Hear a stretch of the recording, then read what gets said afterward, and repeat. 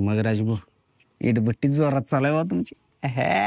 नमस्कार साहेब, नमस्कार. मी एका संस्थेकडून आलोय. आमच्या संस्थेचा एक सर्वे चालू आहे. आम्हाला अशा व्यक्तीचा शोध घ्यायचा आहे की जो आयुष्यात एकदाही खोटं बोललेला नसावा.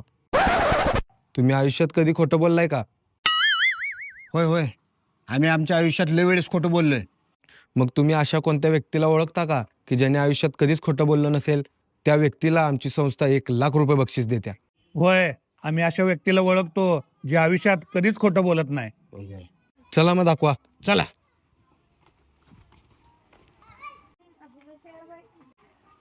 हे बघा, हीच व्यक्ती आहे बा ते जे आयुष्यात कधीच खोटं बोललं नाही.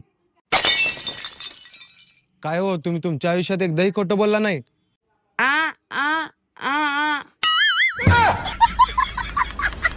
चला, काढा 1,00,000 रुपये.